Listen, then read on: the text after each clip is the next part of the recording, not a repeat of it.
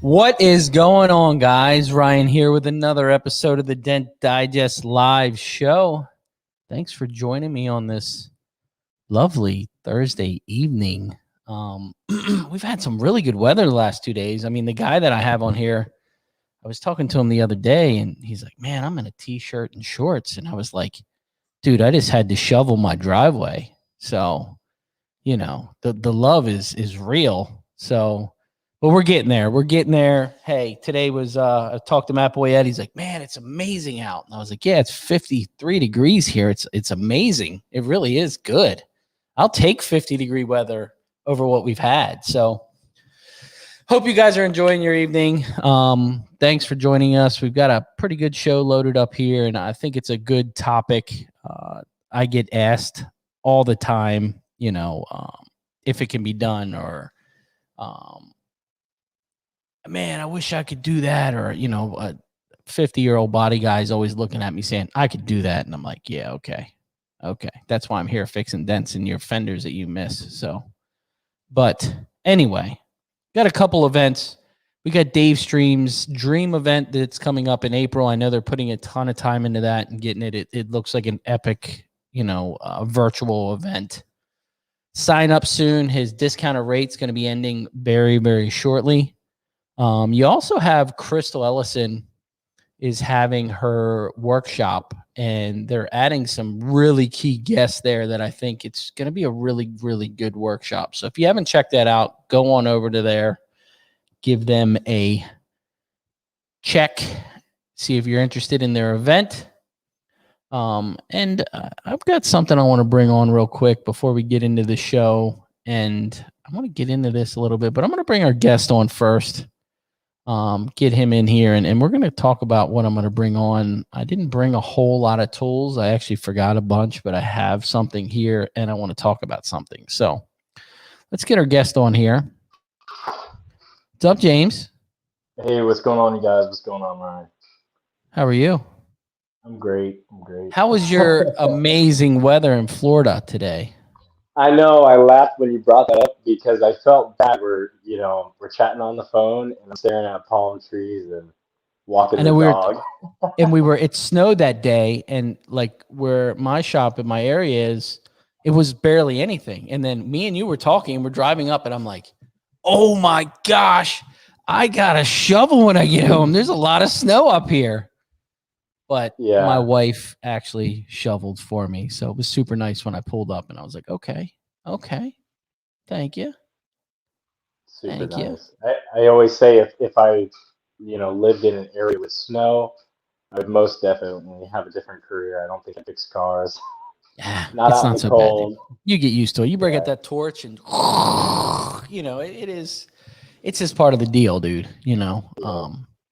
So I've got a tool here that I did go in and reserve one. I'm super excited. I've been waiting for this thing for a year, and I don't know if you guys have seen it. I hope you have, and I think on this certain type of tool, it's going to be a game changer. I think they've put a lot of thought into it, and a lot of what if type of stuff, and catering it to different scenarios for different techs. And it's the new Mod Rail 2MB1 cart. And like I said, if you guys haven't seen this thing, I'm going to bring it full screen. It's really, really well made. You have the carbon fiber cart, quick breakdown, quick, usability. You can see how small, if you're a traveling hail tech, that you can break it down.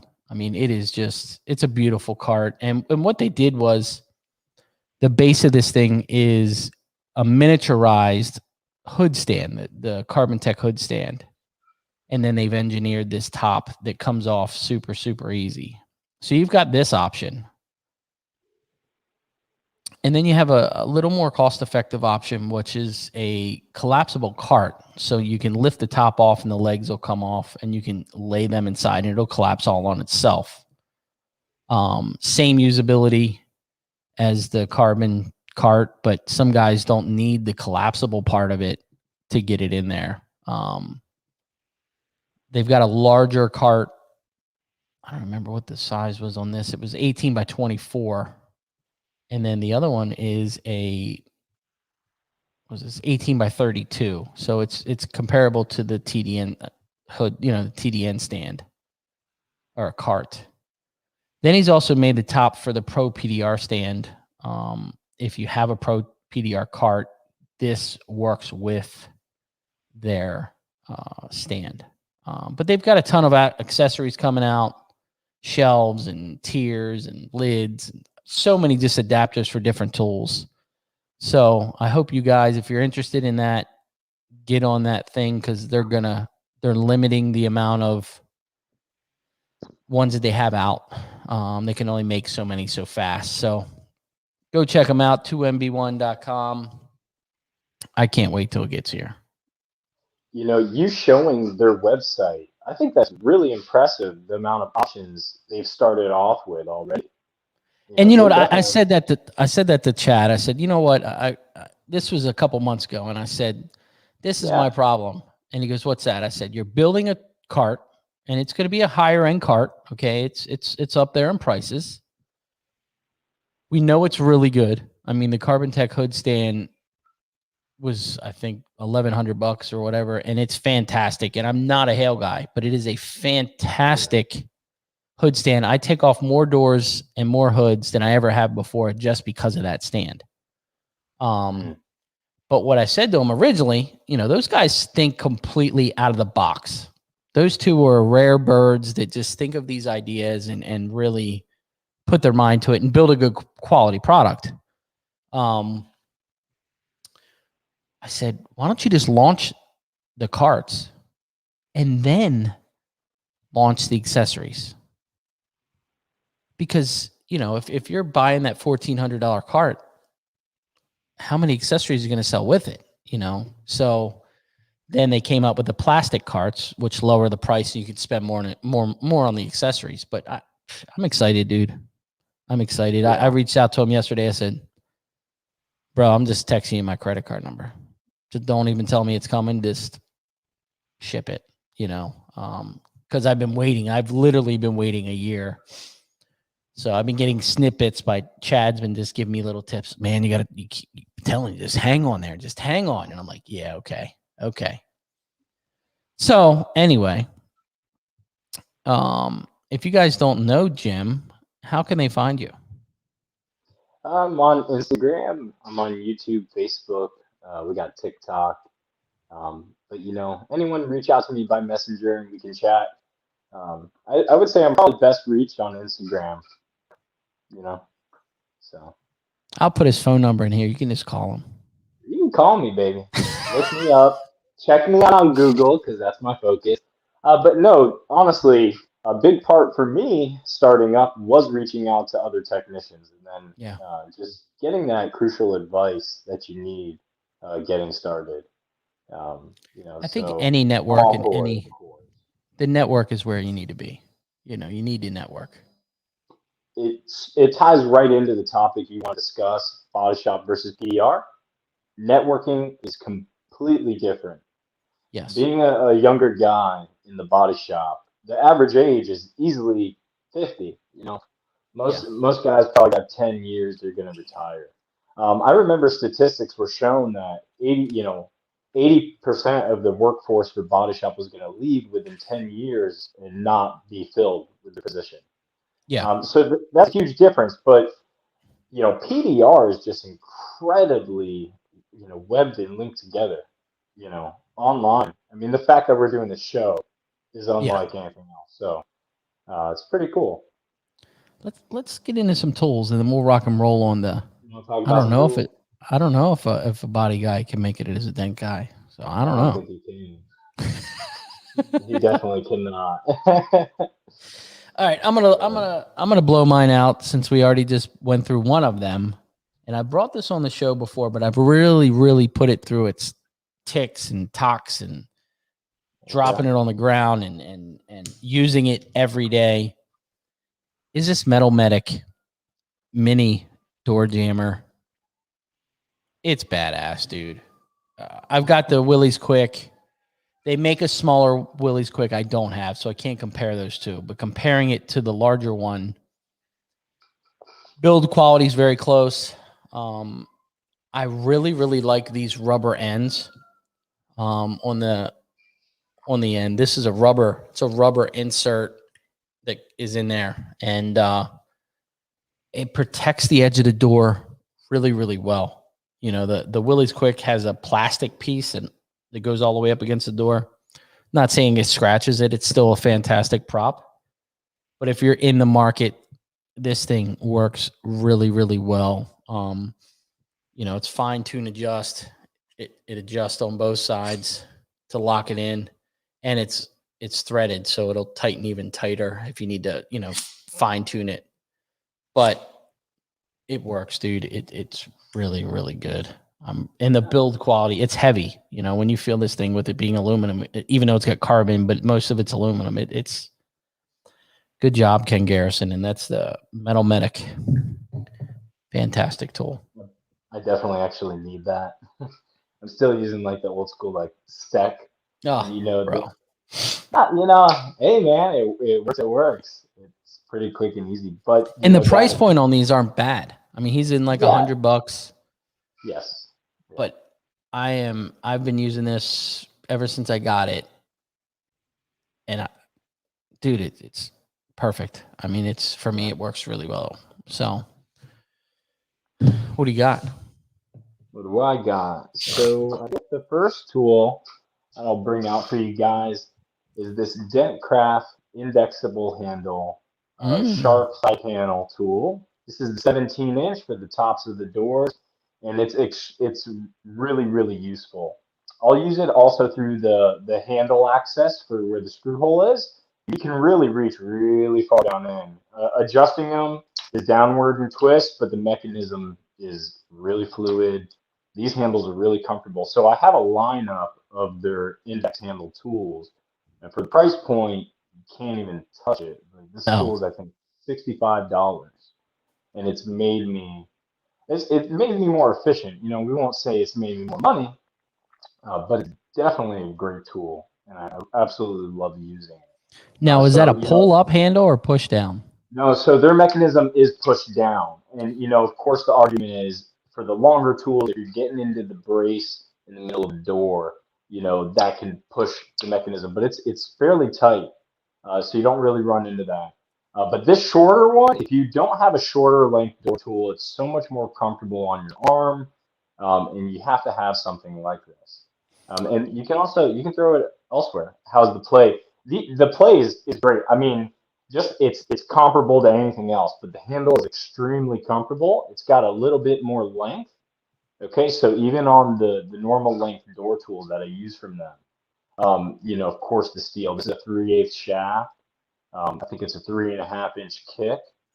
You know, this thing's getting the job done. Fantastic. So check these out. I looked on the website. I don't think they're carrying the full lineup that they showed at MTU last year, but this one in particular, I feel like if you don't have something like it, you should pick it up. So this is my first tool to show you. You want me to bust out another one? Do it. That's all I got. I'm done. I'm done here. That's it? Man, you got nothing. Okay, so I'll show something for you guys because sometimes you'll get that picky customer with a really nice vehicle. I had a BMW M550 I did yesterday, aluminum door. One of the first questions he asks when I brought up that we're going to correct the scratches, he says, "Hey, will it be dull?" And I assure him, I say, "Hey, I'm going to 3-stage polish your car. We're going to finish it with an orbital. It's going to be corrected as if you went to a really fine detailer. You know, get you the highest quality finish when I buff a car." And when you can add that and also use this to add value, I did a Miata that I posted a video on. You know, it was a significant repair to the fender, but she had 2 dull panels from a respray that she hated looking at. I offered to include that in the service, and that sold the entire job. So instead of me discounting my price, I added 2 polishing of panels, and, you know, huge win. So having this is, you know, great. This is from Mac Tools. This is built by DeWalt. It runs off 5 amp-hour batteries. I also have the 3-inch polisher, which is a great tool to have. You get a lot of runtime. You know, I waxed all 3 of my cars on one battery the other day, just, you know, to give you some reference. So you don't got to charge a lot, but this can really help you as And a tech to not leave swirls. Chris is asking a question. I was going to ask you, Yeah, what compound do you use? yeah, you know, honestly, I've had a ton of leftover compounds, so I went to my detail supply the other day to check stuff out, but I get it done with just, you know, Perfect It from 3M. I use a couple different compounds. I use you know, the ultrafine, the glaze. I use a really nice wax, a liquid wax that I apply afterwards as well. I use just 3 different foam cutting pads.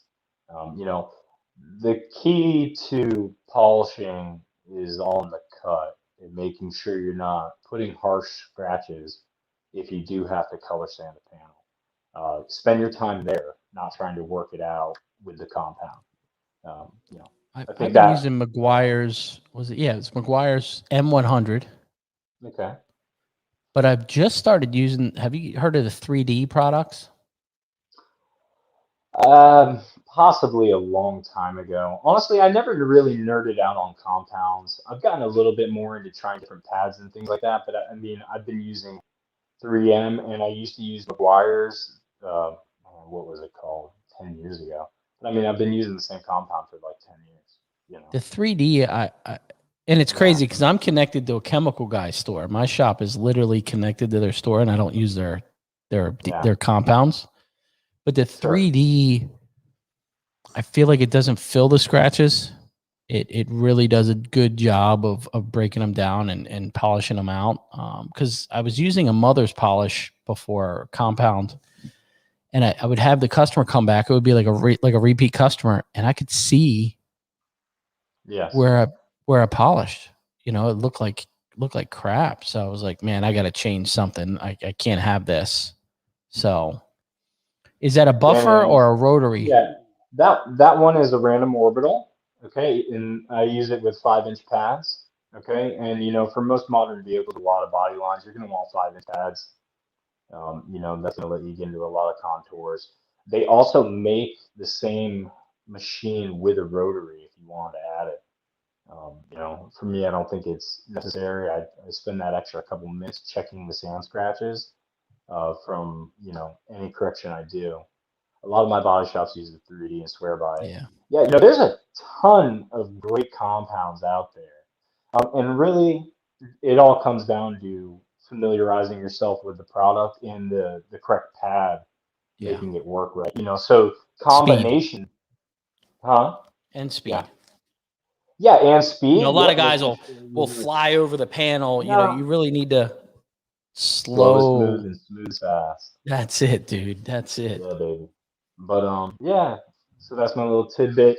You know what? And then my wife, she was so kind. She bought me this really nice kneeling pad, and it's accordion style to lay out as a mat. This was on Amazon for I think less than $30, Pro Lift. So you know, save your knees, save your body. This thing folds right up.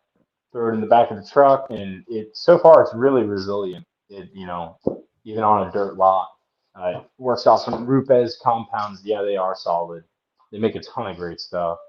You know, let's see here. We could say keep a little gorilla pod. You know what I mean? This can help throughout your day to capture some photos or videos.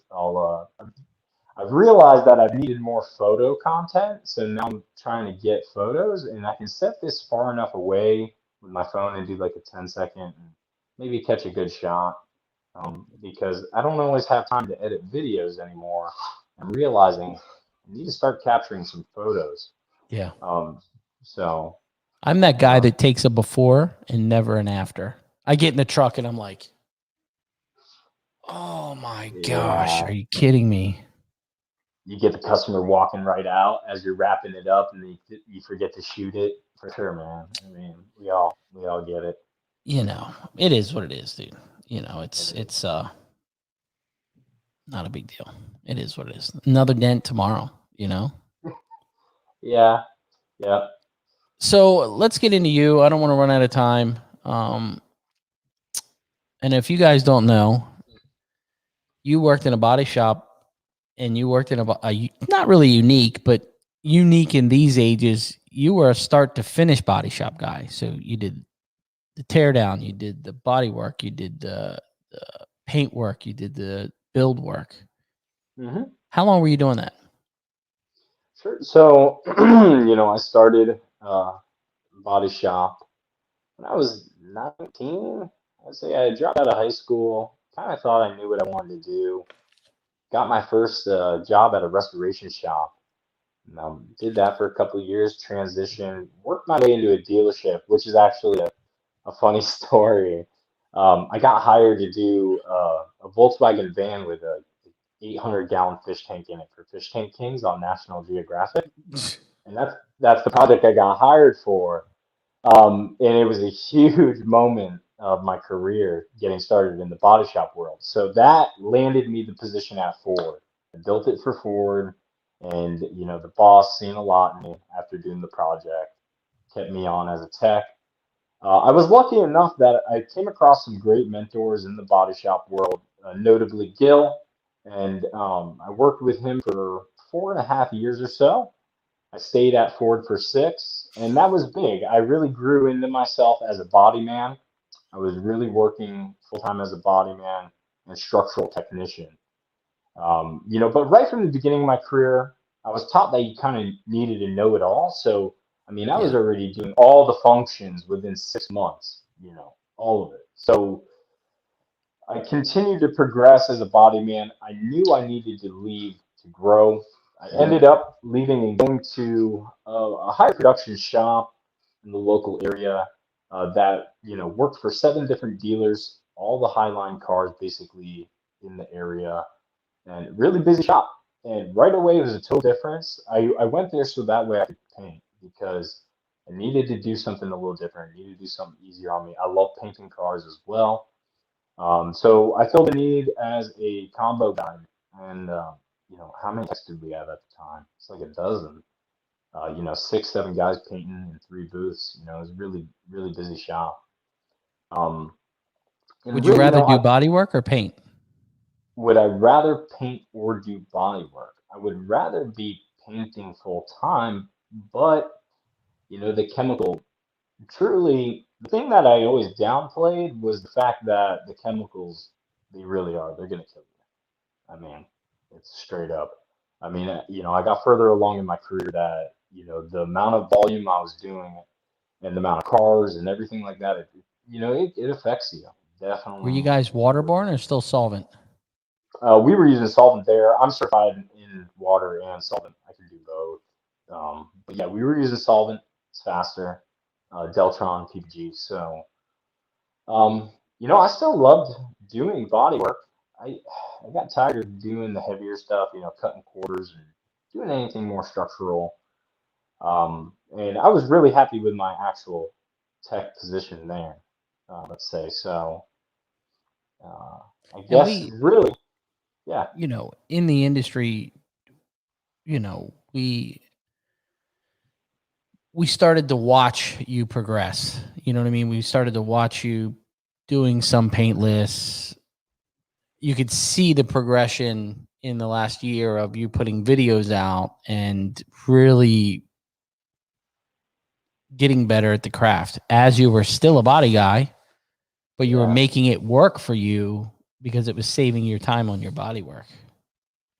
No, that's a valid point. But the way I had looked at it at the time is definitely not trying to save time on my body work because it didn't. It You slows you were down actually.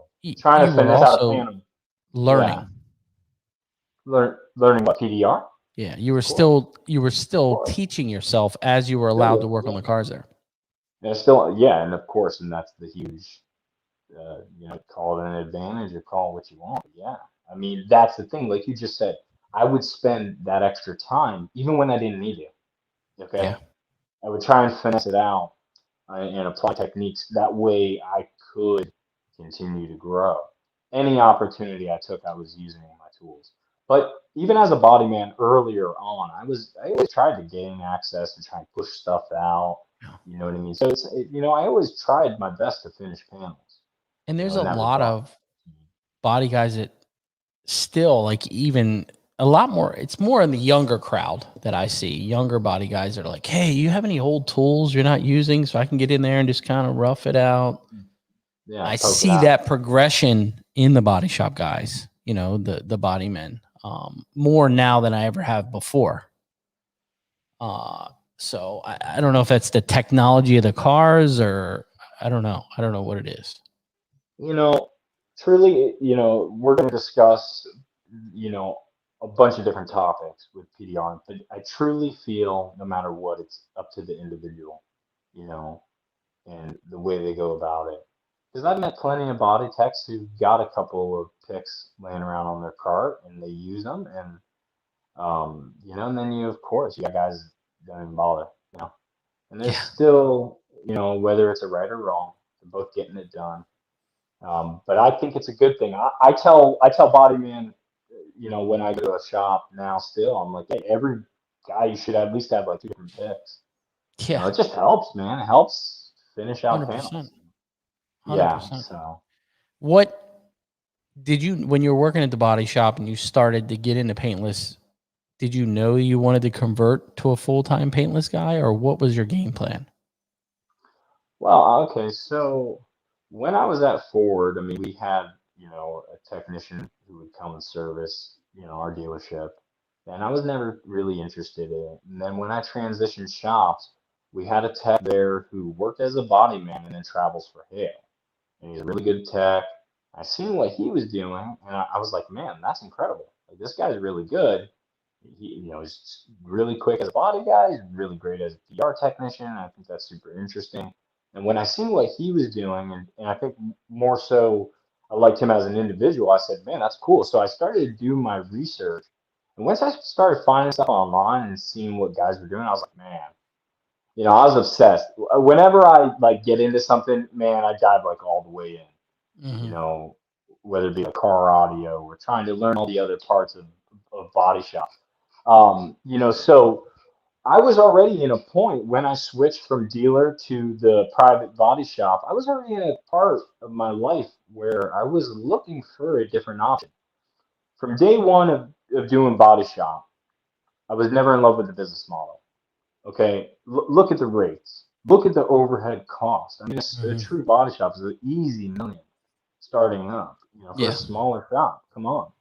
I was never in love with that. To be making a good living at it, you need 12 guys. You need a big operation, and that never turned me on. Yeah. Okay, so that in its own, I tried to work in the office while I was at Ford. I tried to, apply for estimating, but obviously things happen for a reason. When I moved on and I seen him, I was like, man, I gotta teach myself that. Ask for a few pointers here and there. Started doing my research, bought my first starter set of tools, and just everyday practice, everyday practice. And then, so after about 3 months of practicing, he had left for hail season. When he left for hail season, we started calling in another local company, really good tech, great company. He would come in, he does a great job. And yet again, I said that just reinforced it more. I was like, man, this guy's good, that guy's good. Like it wasn't what I thought it was in the past. And it just kept pushing me forward to learn. So right away, probably around the 4 month mark or so, less than five, I said to the owners, I said, hey, I can do this. Like, let me do the dents at the shop. And right away, they'd like let me do it. So I started selling to our customers and started doing all the PDR right from then on. And it kind of just fed myself to it. Now, so you're for the most part self-taught. Yes, I mean I haven't had any formal training. I did was watching a ton of YouTube videos. When I was finally around the year mark, I started really talking to like Kyle Sweeting, the Dent Goblin. What up, Kyle? And he was really helpful. He put me on to go on to Real World. I did that for like a month or so, watched a ton more of his videos. But truly, I had already absorbed a ton of Jim's content, a ton of Dent Trainer content, all the free stuff on YouTube. I had an old starter CD or whatever Ultra had given me that I had watched. anything I could find, and then also watching guys repair videos. I mean, I think it's really essential to, not watch just because like, oh wow, look at that crazy result, but you may find like little golden nuggets, man. Little You know techniques what? and tools and Yeah. I actually ended up, shout out to John Vidine. I'm gonna do Dents and Dreams podcast, but like I brought up to John, I got this block of wood with these brackets. So I did a Mustang fender the other day, and it crushed front edge. And because I had watched Bryce Kelly's video where he bolted the extruded aluminum from like the tank vise to the front, I already knew like, hey, I could do something like that. I slapped that together because I had seen his video. It gave me that little imagination. Obviously, Sal is a big, proponent of that. I mean, Sal puts out a ton of tips how he gets creative leverage, and that's what I mean. If you pay attention, you're gonna pick up a lot of stuff. those new body bags are going to be a good key for leverage too. So the body bags from Yeah, Ansa. for big open areas, I bet. Yeah. I mean, this situation is different. You have a header panel where the headlight bracket goes basically anyways, and there's a very slight opening. But that front forward edge, you got nothing. There's nothing to put on, period.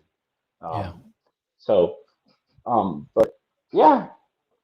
Now, me personally, I think if you're in your position, obviously you haven't been pushing for a very long time. You've been pushing for a minimal time, but Yes. you have the edge of taking cars apart, knowing all the secret things that body guys know how to take stuff apart so much faster than most of us. So I think on that end, you have an advantage. You know what I mean? Body guys, man, I'll tell you, they take shit so apart. I mean, Shane and I had a brand new 2021 Ford Explorer today, and it took us 30 minutes to get the trim panel off. And I'm like, bro, this No cannot way. be real. Like, we're both pulling on the bottom of it, and Spanked. we finally got it. But a body guy would have been like, done. I mean, You know what I mean? come on. I mean, we all get our moments. But the repetition, I mean, truly, if I were to add up rough math, I mean, I'm in the thousands of cars. Yeah. With no But I think that's an exaggeration. advantage coming from a body guy into the paintless world. You have that little bit of knowledge of, okay, I got a feeling there's a screw here. Most of the time there's a screw here. Or a lot of guys that are in here watching are still scared to take out laminated glass. No, I mean, come on. You would dive right in. You know what I mean? Well, But you if have to, of course. you've never taken a piece of glass out of a car and you don't know how, you have that advantage. You gotta hang around more body shops and be cool. No, I mean, yeah, sure. No, of course. There is huge advantages for my skill sets. My first boss, Tim, at the rod shop, man, he used to tell me like, oh, once you become a body man, you can fix anything. The washing machine, the toilet.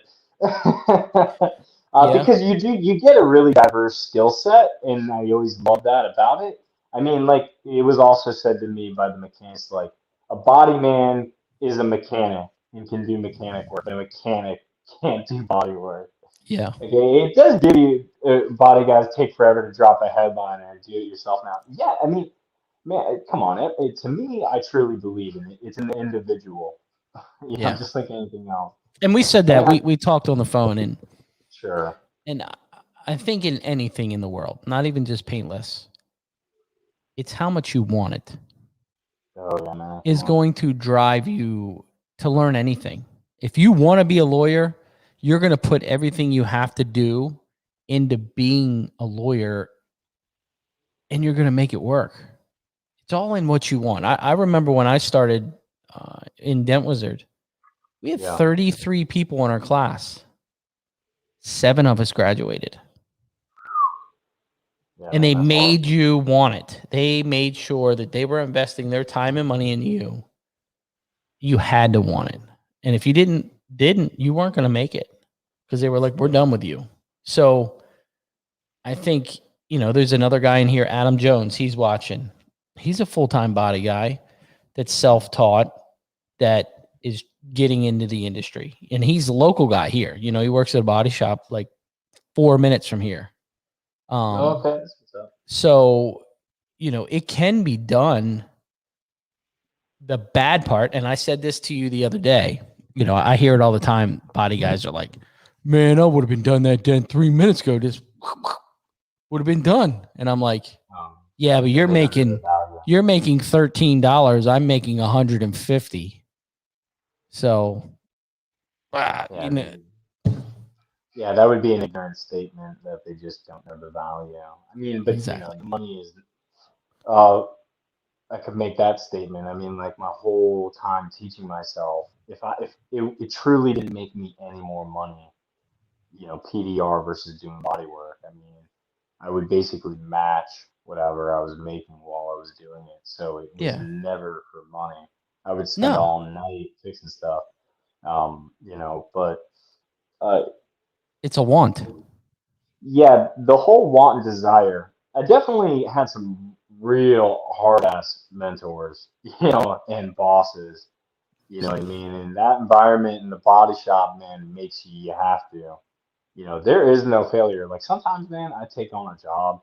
You can't fail. You have to do it. You have to. That's kind of just what I tell myself.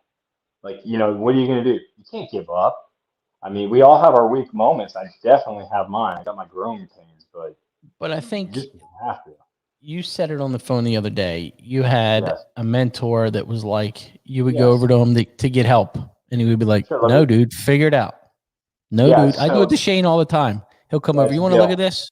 Nope. Yeah. No, I think and I would honestly even want to talk to Shane too, because I was exactly in your guys' situation. That you guys have that tight relationship. Me and Gil, man, that guy's like family for sure. And that's the thing. And it got to a point that I kept using that crutch. And it wasn't due to the fact that I didn't have the skills, I didn't know it. It was just that self doubt. And man, you got to break that crutch. You got to, like, that's it. You got to cut it Figure it off. out. I mean, yeah. And it's honestly, I was at the year mark about where you two are, and it's really pivotal. It's going to make them stronger. You got to start, you got to just start failing a lot, and that's just it. You just got to go through those hard years of just And I suffering. say it. You got to figure it out, dude. When you're out there and I'm on vacation on a cruise, sitting with my feet in the sand, and you're working, I can't come help you. Yeah, man. That Figure is it out. that's what he's, You've got a competitor right around the corner that's going to come in here and be able to fix it. That's what pushed me. Yeah. Is I was always worried that someone was going to come behind me and take the account because they could fix it. That's what drove. It still drives me. It still drives me on some of this gnarly stuff. They're like, "Oh, I know you can get it. I've watched your videos," and I'm like, "Bro, come on. It's different. It's a different dent, dude. It's not. Yeah, I'm telling you every day. This thing is just like that video that I watch." And I'm like, "No, it's not. It's aluminum F-150. It's not a Camry. Yeah. So, but what do you see as a challenge from converting from a body guy to a PDR tech? If you're a body, well, you were a body guy. What challenges would you say off the bat you would have?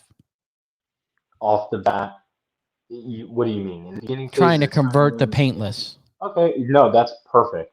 Because I said it the other day to a body technician. He walks over, he's joking, "What do I gotta do to follow you around? I want to be your. And I told him, I said, the truth is that even if you learn the skill, there's so much more involved. You need to be able to sell, present yourself, market yourself, and learn all the aspects of business as well. I mean, that's the one thing when I quit my last job and I sat down with my boss, who I really think fondly of, all of the owners at the last shop. He said to me, he's like, you got something different, and the truth is, Jim, you're going to do just fine. He's like, because, you really know how to talk to a customer. And he just gave me like these great compliments, right? Because I think that the biggest part is if you want to do paintless dent repair, it's such a individual business Yes. skill set. It's all centered around you know, and every little mistake you make it falls on you and it shows and it shines through real quick. You know, and that And part about dealing with the customers, you know.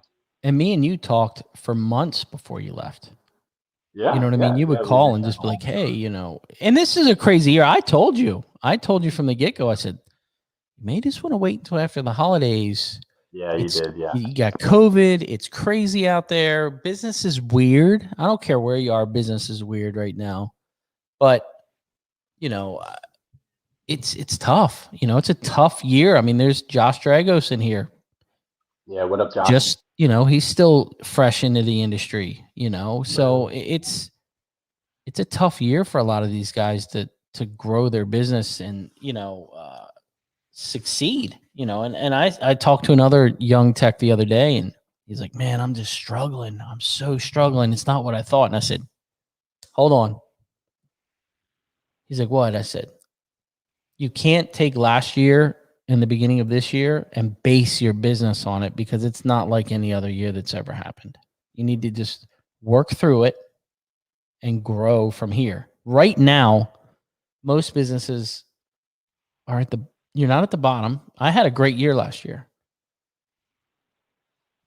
but you can only go up Cheers, from this point. cheers to that. Do you know what I mean? You can't, it's not, you got businesses shutting down. You have people with less money. You have people not driving.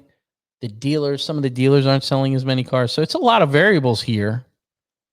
And I really think you can't base your business on these first couple years if you just started. You know what I mean? You really, it's kind of, Yes. you're kind of handicapped. You know what I mean? I think if it was a regular But year, okay, I definitely respect that statement. I am not gonna jinx myself. I'm gonna knock on some wood.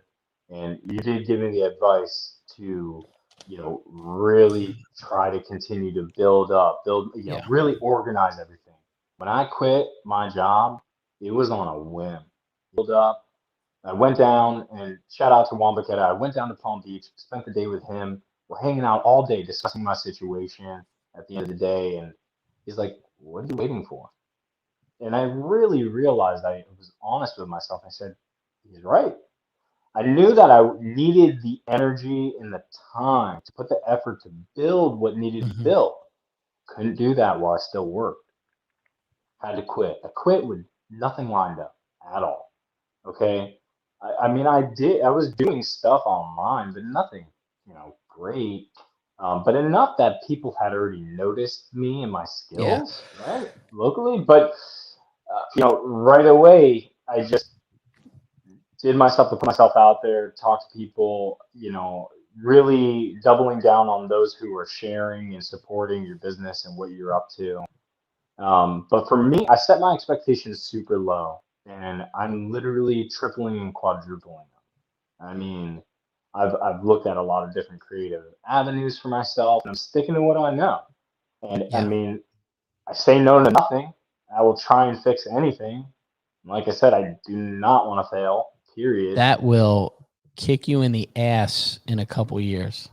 Because No. that was me. That was me to where, No. yeah, let's try it. Let's try I'm it. kidding. Yeah. Now I'm getting it all. And I'm like, yeah, I was that idiot in town that said yes to And now everyone everything. knows you for that. Yeah. Um, but you know, I mean, I definitely, you know, it goes back to playing into like listening to others, taking others' advice. Like I said, I have, you know, great people around me who support what I'm doing, who've given me good leads. I went and said hi to every friendly face I know. I mean, the start of my business has been incredible. And a lot Um, of that is your network. You have to have a yes, strong network. but it doesn't feel that strong. Truthfully, I mean, my network is slim because, let's say, like body wise, okay, technicians my age are super few and far between. I mean, Yes. so the amount of body shops that I went to that like there's a friendly face, man, I can count less than my hand. Yeah. I mean, come on. But not Um, even not even business related, family, friends. that stuff's very crucial. It is crucial. Yeah.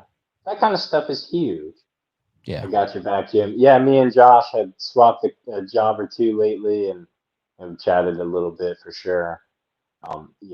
So um but I'm trying to do creative things and it's only in diapers, man. I'm really excited for what can happen in the future. Um, this week was big. I had a, a larger dealership, a franchise dealership, reach out to me. That was exciting with interest, but I'm trying to stay away from doing dealers, man. I'm just And it's doing hard when you're work. growing. It is hard. We talked on the phone and I said, Yeah. you got to eat. You know what I mean? You got to eat. I know, but I've been getting booked out, so I'm like hesitant to go down that path. Matt Boyette. Yeah, I know. What's up, Matt? Um, I know everyone in Florida got it. We got it good, baby. But yeah, so to say, okay, you can't judge your business on the first couple of years. Well, there's a huge demand for what we're doing. If you're really sincere and you're trying to provide quality, it's gonna shine through. I had this gentleman. I did Tesla today, Model S, horrible dent, and when we were done, we were talking, and he had said to me that he had watched some of my videos, and I said, oh great. I said, what did you think about him? And he goes, you came off as really sincere and that you cared. And I was like, man, that's like the best thing ever. Yeah. And you know what I've it been, is? It's we're in a part of time right now. People want to deal with people. oh yeah, You know what I mean? I think right now I feel like the small business has a little bit of an edge over the corporations because people are tired of being taken advantage of and people just want to be treated right. You know what I mean? Just want that extra touch. If you spend an extra couple minutes on the phone and, they call and, yeah, I had a piece of ice fly off the roof of this truck and it dented my roof and I'm so upset. And you're like, oh my gosh, I'm sorry to hear that. Did you get their insurance? And I think it's that first conversation or first impression, which is like the customer you had. He already felt like he knew you by the time you did his repair. You didn't even yeah, have to sell him at that point for the most part because he already felt comfortable. yeah. No, yes, it definitely through the estimation phase and while doing the repair, watching me work. There was a lot of moments that I felt like that he was comfortable with me doing things. The customer yesterday with the BMW, that guy he sent me the nicest text message this morning. He's like, man, I walked out and I looked at the job that you did, and I'm just so pleased. He's like, I can't wait to write your review. That's a big thing for me, man, is getting my customers' feedback. You guys, I'm working Yes, really hard on my Google profile. My Google is only a handful of months old now, but I'm at like 53 reviews at the moment. that's good. Yep, yep. I'm really working hard at just getting positive feedback, and I'm doing my best to control what I can, and get a real strong presence and set myself apart. Different. I think what I'm doing is different from the other guys. Yeah. And I hope it shows to my customers. And asking for that feedback. Ask them what they thought about it. Did you watch this? Or I use some videos as part of winning bids. I think that's big too, using it as a tool. I do Now, that all the time. when you were still in the body shop and you were doing a ton of videos, what was your thought process there? Was your thought process it was helping you grow? What was your thought on Sure. that? Why did you do No, it? that's really cool that you brought it up. So it's like for years, I'm really not into technology at all, you guys, straight up. But years go on, your phone gets old, it breaks, you lose all the pictures and stuff, like all the cars and repairs and years. Like I have none of that. So a couple of years ago, my wife had Instagram at the time, and I was like, that's what I should be doing. I should just put my stuff on my Instagram on James. And, so I started just putting my stuff on there. And then eventually I started doing like my little stories. And that helped because, being on camera is a skill set in its own and talking in front of a camera and all that stuff. So I started just doing my stories to just show the work. And, people liked it. And, it was cool. I could talk to people or, my father-in-law, who I love, who's passed. I used to love showing him my work. And, like if he could see the stuff that I was doing, I could show him by video, he loved it. He was a huge support. Um, but, so that was a big reason for me. I wanted to be able to capture the things I was doing and look back. And it's great, man. A year goes by and you revisit videos that you had done or something that you had touched, and you can look at where you are, and it gives you Yeah. such a better perspective, and how things have changed. So I think that's great. I push a lot of my friends to video what they're doing. And I assure them, I'm like, man, you're so much more interesting than you give yourself credit, Yeah. right? And I don't think that way about myself. I Me tell you neither. that, I feel like a goof. Still working on that, Jim. Yeah, Josh, truly, and I think, Josh, you and I have talked about that. Just take photos of yourself. Start there. Start with the stories. I truly believe work your way into it. Even if you video it away from you, start with a story. Build it up, get more used to shooting with the camera. You just got to Then, do it. you have to just start doing it. Start simple. Don't try to like edit videos, that kind of stuff that takes a lot of time and thought. Just do stories, put stuff out there. Customers, they really appreciate that kind of thing. And And that's what made anything, me do it. That's what made me start. I think video is a big thing right now. Um, I think for one, any of the Paintless video stuff that's out, even this, um, you know, you're educating. You know what I mean? Even if you're showing a before and after, you're still educating. Oh, wow, that can be done. I never knew that. Yeah. So the video and stuff, it comes with time. I mean, I did a live show for 2 years before I started Dent Digest. Then I did my first Dent Digest, and I was a nervous wreck. I look back when we were in quarantine, and I was like, man, why was I so nervous? You know what I mean? Like, what the hell were you thinking? Like, come on. But That's me right now. it just takes time. You know what I mean? It just, It does take time. It does take time, for sure, for sure. But it's something that you should do for yourself. Invest in yourself. I think it would even bring more confidence in yourself. But as using video for a tool, today I got referred over to do a Hellcat 8-inch crease in the door. Nasty. Guy's like, oh, can you do it? Can you do this? Whatever, whatever. I said, you know what? Let me grab my iPad. I pulled out a video of just a blasted car because I told him, I said, I assure you this is going to come out great. And, once he's seen that, no problem. The BMW was educate on the process. The M550 I mentioned, I had sent him a link to a X3 door that I did. Aluminum door, full disassembly of window, carrier plate, everything involved. I sent him that to ensure him as well, that we're going to, fix his cars, in that manner, taking the extra steps. And he loved it, and he loved watching when I was doing it, and he's like, wow, you know, you're taking so much more time to fix this, But showing the process in education is key. beyond valuable. Oh my Yes. gosh. Oh my gosh. There's nothing more powerful than that. You want to And help yourself? it's crazy. I had a customer. I fixed his car twice this year. I just delivered it on Monday, and I told him this is it. We can't be friends anymore. And he looks at me, and I'm like, you can't keep bringing your car in here. It's aluminum, Audi. You can't keep. This is the second time. Like, this guy doesn't drive it in the rain. Like, super super anal, and he's been to me like the last 2 months, and I was like, yeah, we can't keep having this relationship. We're not. And he's like, I was like, we talked for a little while. He was laughing at the end, but he said, you know what really pushed, there's a lot of guys in my area. And he goes, you know what really pushed me to go with you? And I'm like, what's that? He goes, was this show.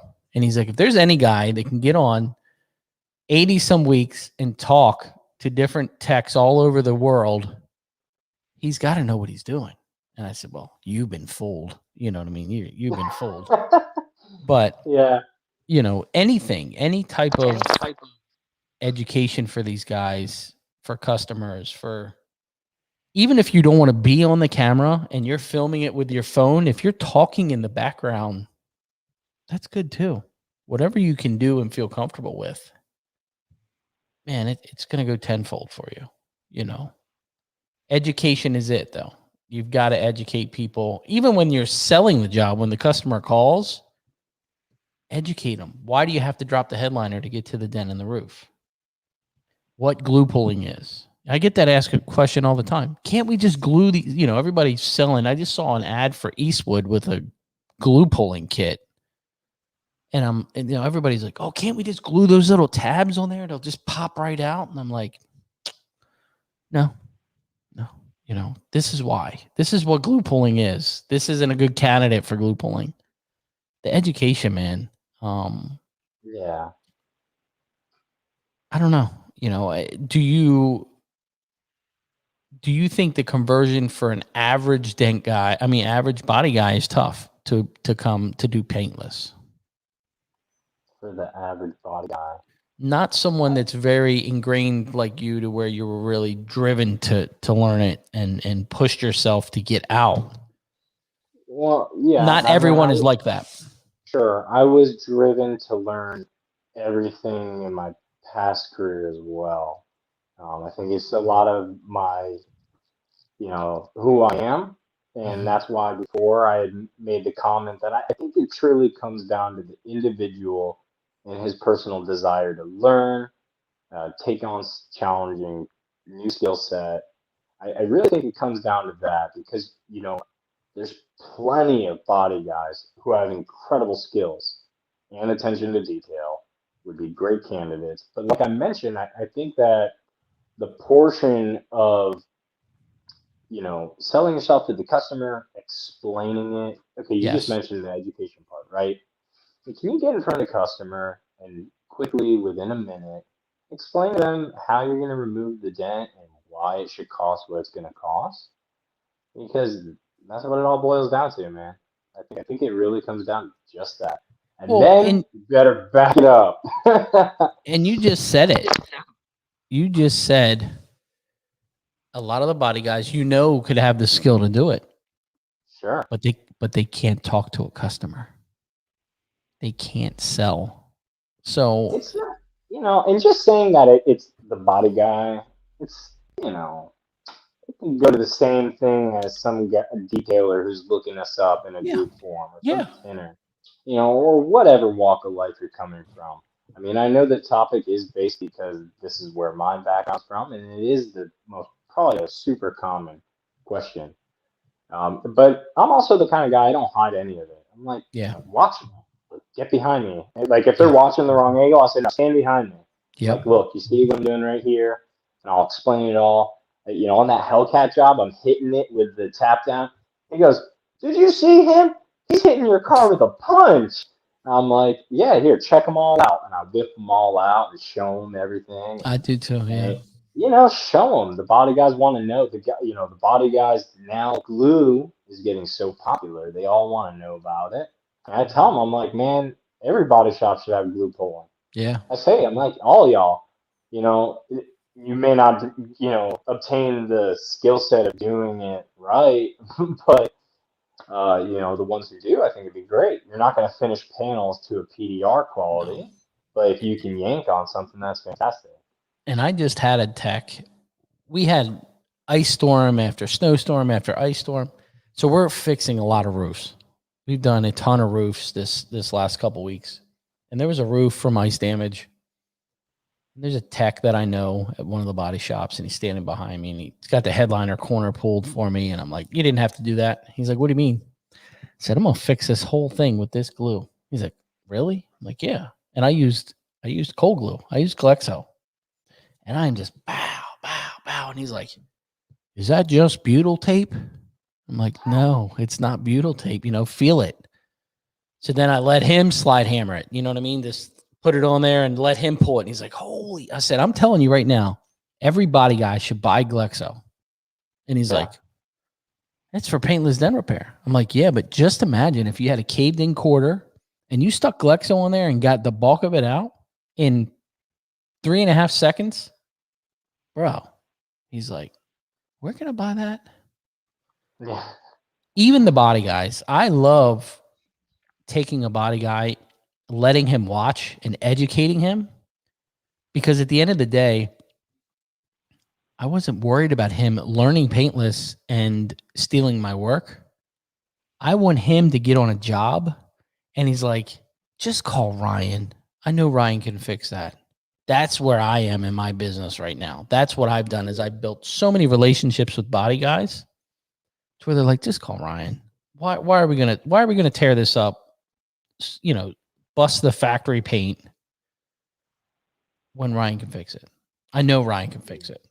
So the relationships with the PDR guy and the body guy, and I've had some bad ones. I mean, in my 20 years experience here, I remember being super green right out of dent school, and we got slammed with hail here.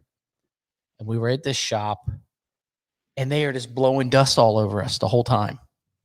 They would sand this car on the roof, and they and laugh and chuckle. And so I've had my bouts with some body guys, but now at this point, I think education is key with a lot of the body guys, because they're understanding, okay, wow, they can really fix it. You know what I mean?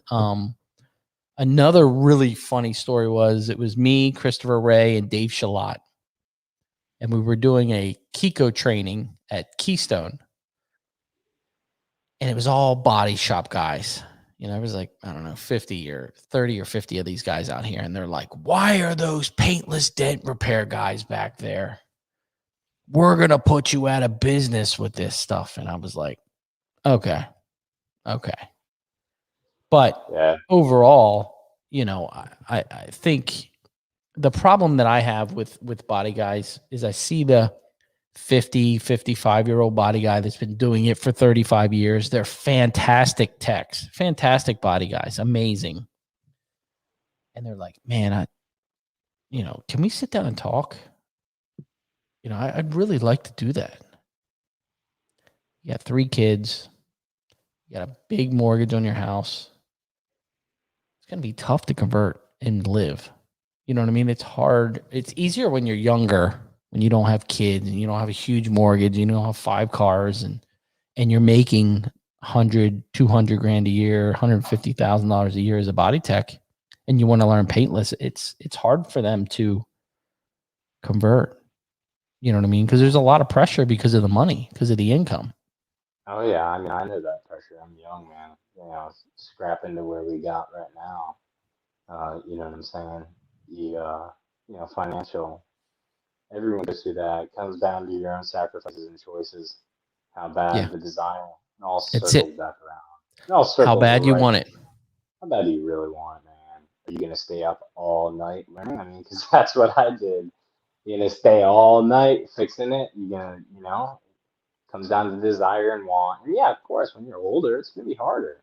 And then you tell them, like, is this truly gonna make you happier? You're gonna chase something that you don't love. You know what I mean? But the one thing is that if you did go after it, it wasn't for you, you still go right back into the body. You're right. That was a big point as well. I mean, if I fail at the end of the year, I'm just flat broke and miserable, I can go get a job tomorrow. You have that skill set. Yeah, it's always with me. You know what I mean? Now, so there's that. What tips do you have for a body guy trying to get into paintless? What tips do you have now that you would say, okay, maybe I would have done this differently, or I would have done this? What tips do you have on that? It comes up so often, like when any guy is learning, they're going to need to figure out what tools to buy. Huge selection of tools. And the best advice that everyone always gives, I see the most, is probably to just start with one rod, right? And until you can perfect the quarter-sized dent, that's when you move forward, but really it's repetition and practice. That's really what it boils down to, is repetition and practice and getting the muscle memory and identifying the tip. All that coordination comes in time. Don't take on the bigger dent, and because you can get close, it's probably setting you back. 'Cause you're probably truly still not learning how to read a light properly to finish, right? And you're probably still developing bad habits. But the learning process is, you get a lot of different, I don't know, different opinions that I read online a lot in the forums and everything, and what you should do. Everyone always says invest in training, invest in training. And Jim Mitchell with Real World, his advice is great. Do his learning videos, then go spend money if you're really into it. But I think it's always going to be different for who it is, what they're good at the moment, and where you are as a person anyway. Yeah. You know, and then figuring out if you want to do PDR as an employee, right? Because True. that's an option too. Maybe you just don't want to do body work, but maybe you don't want to run a business. You know what I'm saying? So I think there's a lot of options, but the demand for paint stent repair is probably huge. It is huge. So someone's truly after it. The age factor that you mentioned is real. No Yeah. one can deny that. It's not this is a young man's game. I mean, it's hard on your body. Hard on your body. The stress is super hard on you. I think the mental stress is extremely high Yeah. with it as well. It's such a critical career. I mean, as far as, we're in the appearance business. It's a really critical field to be in. That's the one negative about it as a business that I feel, is that it's so subjective. I don't, it's the one thing, so just consider all the options, truly do your homework, but start learning. Just start learning, Start That's it. learning. Start learning, baby. And you know what? It is. I think a lot of it, and like I said, April will be 20 years. That's what's up. Sometimes a lot of it is mental. Sometimes you psych yourself out before you even start the damage, and you just relax. It's going to be what it's going to be.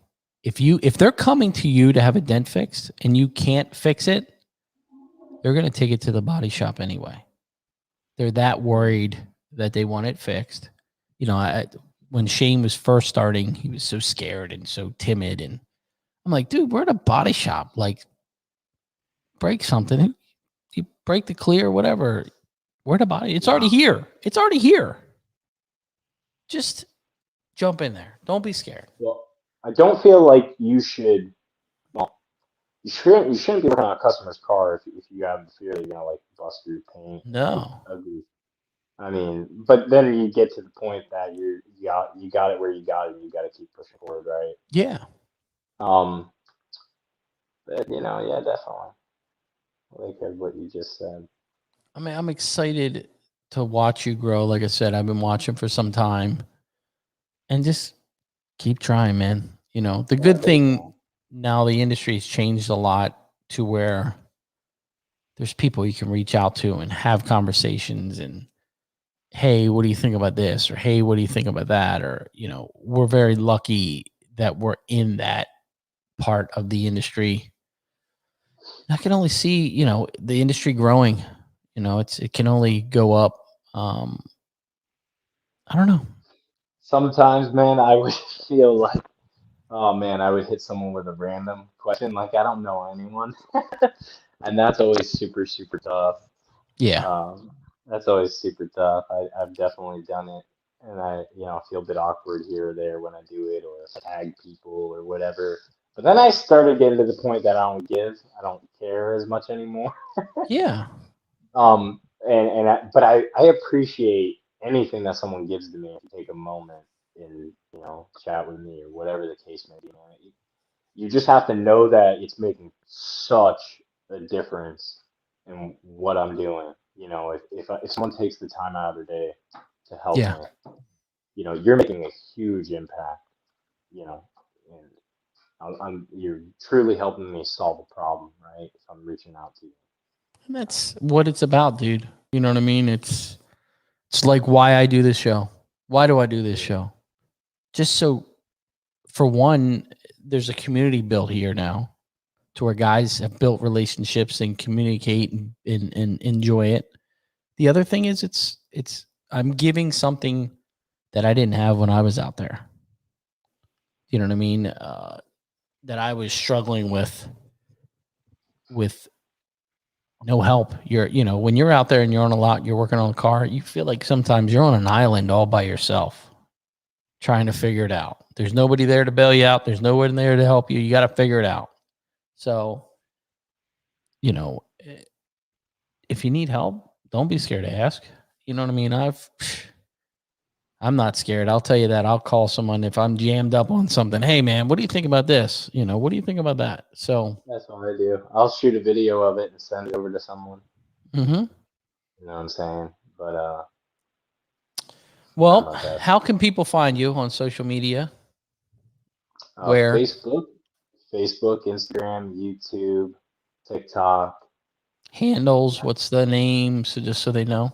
Bones Dent Repair. Bones Dent Repair. That's my Bones Dent Repair. And now, a question I got for you. Yeah. How do you pronounce your last name? Catrambone. Now we're talking really. James Catrambone. Is it really? Yeah, man. My last name's a couple 100 years old, man. Calabria, Italy. James Catrambone. Yep, Catrambone. Get a lot of odd stares. Big family. We're the Brady Bunch of the town. But that's us, man. That's cool. Yeah. Well, I appreciate you coming on, bro. I'm sure we'll talk. We talk every couple weeks. You'll call or I'll call or whatever. And if you guys need anything, make sure you reach out. I appreciate you coming on, and you guys enjoy your evening. Have a great one. Yeah, thanks everyone for tuning in, man. Appreciate everyone. See you guys. Bye-bye.